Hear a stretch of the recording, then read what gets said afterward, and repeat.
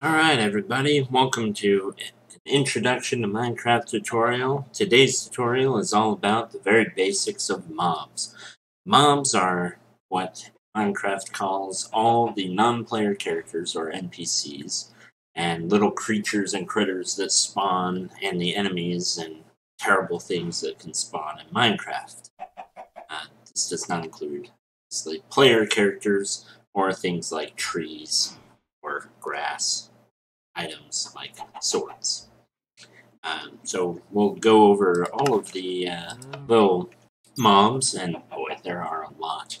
But we'll mostly stick to the ones that are most important for your very first days playing Minecraft, including what mobs are the most useful to eat or, use for different resources, which ones you can largely ignore, and we'll give a brief introduction to all of the hostile mobs and which ones you're most likely to encounter on your first nights in Minecraft.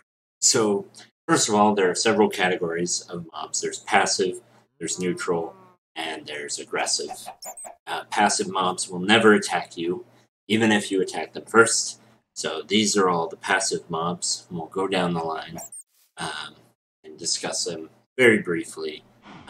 For example, this is Bat, spawns in caves, doesn't drop anything, you can ignore.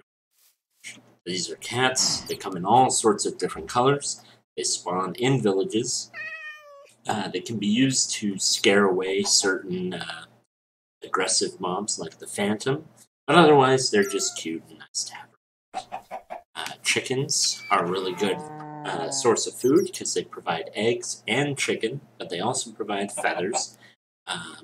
So these are really good mobs to have around, and they're really easy to catch and pet. You can corral them with seeds, and you can breed them with their eggs and just throw them in. This is a cod. Just provides food, doesn't do anything else for you. This is a cow, provides leather and beef. If I can get it to look at me. Again, another good mob to keep around because it provides two useful resources. Leather can be used for armor, or books, or other things, and beef is a really good food source. Donkeys, good for riding. Foxes, largely just cute little things that run around. Horses, riding again. Mushrooms, like cows, can provide all sorts of food and leather and different things. They're very rare, though. They only spawn in certain areas, so you probably won't encounter them.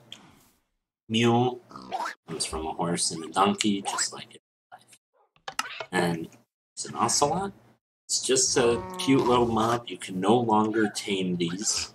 You can make them not afraid of you, but you cannot make them love you anymore. There's a parrot and a pig, which can provide pork, but otherwise does not give. So it's a good source of food. It's very common, likely to encounter this almost anywhere, but it's not the best food source, and it's not the best one of the sources. There's a bunny, it's a cute little guy. Salmon gives you some food. Sheep is really good because it can provide mutton as well as wool. Wool you can use for carpet, you can use for beds. Skeleton horse is really, really rare. Okay, I shouldn't emphasize it really so much, but it is rare. It's hard to get. It spawns with an aggressive mob on it. But you can tame it, you can ride it around like it, and it looks pretty good. So this is a squid. It is one of the first mobs in the game. It can give you ink, which you can use to dye wool or do other things, write books. But otherwise, it's just fun to look at, and it does not. Then there's a little tropical fish. It's just nice to look at. Provide food. Sea turtles. Villagers and village traders. Villagers and village traders can trade things depending on their professions. Village traders or the wandering traders can always trade things. Villagers not always, but you'll encounter them mostly in villages. You'll encounter trading villagers or wandering villagers Occasionally, they'll just find you and spawn. This is a pufferfish. It's technically a passive mob. It does not come after you per se, but if you do come up on it, it will hurt you. It will give you poison damage. The next group of mobs are called neutral, in that they won't attack you unless a certain condition is met. So, for example, the cave spider and the spider will only attack you if it turns night and they see you. If it's during the day when they spawn, you can walk right up to them. They'll spook you a little bit, but they won't hurt you. You can walk right past them. Or if you attack them, they will attack you back. Enderman, wherever he went, they will only attack you if you look at their face. So, and not through a solid block.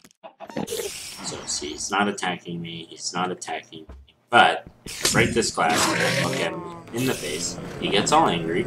He won't attack until I stop looking at his face. So you can use that time to prepare yourself. And then, see, he'll come after you. And he'll try to attack me. He can't, because, well, he was in a glass box.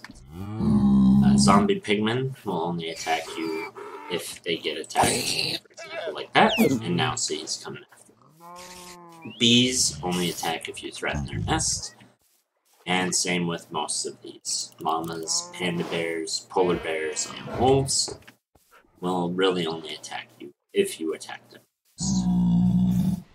Now we come up on what everyone is waiting for, the mobs you really gotta watch out for. You have lots of different aggressive mobs. They all spawn in all sorts of different places. Some of them I won't really focus on because you probably won't encounter them your first days. Like this Blaze, who spawns in the nether, and pretty much not any other time. There's a creeper, which if you've watched any of my Let's Plays, you've seen me fight them before. They explode when you get too close, so you can use this to your advantage and get them to explode and kill other mobs, or you can simply run away. They will stay around during the day. They only spawn at night, though. That's very important. These aggressive mobs have very specific spawning conditions. Most of them spawn only at night or in certain areas, or a combination of the two. So creepers only spawn at night, but they can stick around during the day and explode. Drowned spawn in the water. They are a basic zombie type, although main difference is they spawn underwater. They can come above water. They can attack you on dry land. But if it turns night, or sorry, if it turns day, they will light on fire if they're above the water. Then there's the Elder Guardian. He only spawns in water temples, so we won't really focus on him, but he has a lot of different things he can do to you, including giving you mind fatigue and hurt you a lot. And then there's this little guy called an Endermite. He drops when you drop an Ender Pearl, or when an Enderman drops an Ender Pearl when he dies. They can also spawn other times. They're kind of hard to hit because they're so small, but otherwise they're not that hard. This is an Invoker, which spawns with pillager raids. You're unlikely to encounter in the first couple of days unless you're wandering places you probably shouldn't. This is a guest, only spawns in the nether, but it's fairly hard to kill. This is a miniature guardian, kind of the same thing as an elder guardian, except it cannot give you mining fatigue, and again, it only spawns near the low water temples. This is a husk. It is the basic zombie type, just like the drowned, except it spawns in deserts or desert hills or desert mountains. It burns during the day, it spawns at night, and it just hits you when you get too close. This is a magma cube. Only spawns in the nether, but it basically just runs after you. This is a phantom. Spawns when you haven't slept for a couple nights. Spawns at night. Can be kept away from cats. So if you have a tamed cat around, or even a wild cat, they're good to keep around. around, because they'll keep these guys off of you if you haven't slept in it. But you might as well just sleep. This is a pillager. They come during pillager raids on villages, and they also spawn at pillager outposts. So, they have crossbows, they can shoot you at range like a skeleton. They do not despawn during the day.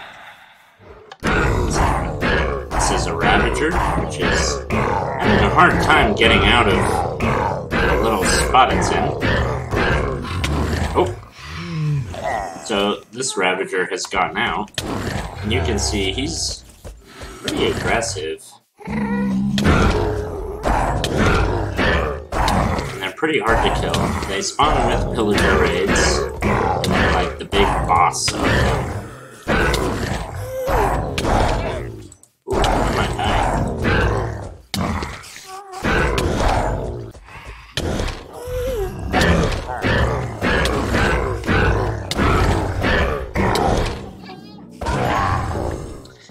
Anyway, that was a Ravager, which as you can see are, whoa, pretty tough.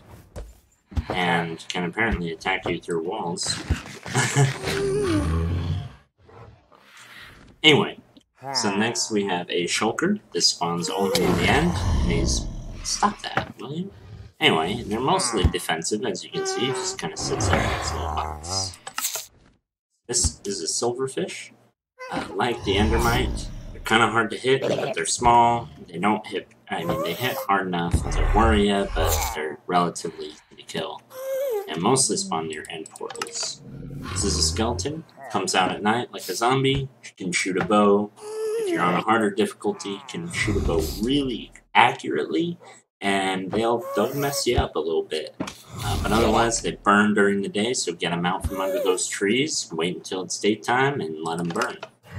This is a slime, spawns in swamps, does not burn during the day, and when you kill it, they can spawn into smaller slimes. So see, that one's really large, and if you were to kill it, it would spawn into a bunch of these more small, more manageable sized ones. There you go, just like that. And then they spawn into even smaller ones. This guy. He's a stray. He's the snow variant of the skeleton. So it's all the same effects. Burns during the day. It's a bow. Comes out at night. This is a little Vex. And yeah, they'll just kind of escape on you, no matter what you want to do. But as you can see, they're not that hard to kill. Oh. Came back. There we go. Pretty sure it got him that time. This is a Vindicator. Spawns with pillager raids. Can be a boss for them. This is a Witch. You are somewhat likely to encounter this out and about. They throw potions at you. They can really hurt you pretty bad. They mostly spawn in witches' huts. So if you are brave, go run up to them, hit them really quick. You can kill them with a stone sword, but it's a lot easier, obviously, the higher gear you have. This is a Wither Skeleton. One of the harder things to kill that spawns in the Nether. As you can see, it's got a sword. It's not ranged. So if you can get it in a box, pretty easy to kill. This is a zombie. Just like the Drowned or, you know, any of the Husk or any of those. Just hits you when you get too close. Burns during the day. And just follows you. And last but not least, the Zombie Villager, which does all the same things as a zombie or a husk or a drowned, except it can be cured and made into an altar villager. Those are all of the most common mobs that you are going to see in Minecraft. There are a few that we didn't discuss, including bosses like the Ender Dragon or the Wither itself. There are also a lot of mobs that are still coming and being developed right now. As well as custom mobs that people make, and a lot of variants. But I hope that this has been a good, very basic introduction to mobs on Minecraft. There are, of course, a lot of other tutorials that go through what each strategy for each mob is, and how to exploit them, or use them, or defeat them in various ways. But anyway, we might get into that later. If you want to see something like that from me, please let me know. Otherwise, I hope you enjoyed this tutorial. If so, please hit that like and subscribe button. And, I'll be back with some more tutorials every week.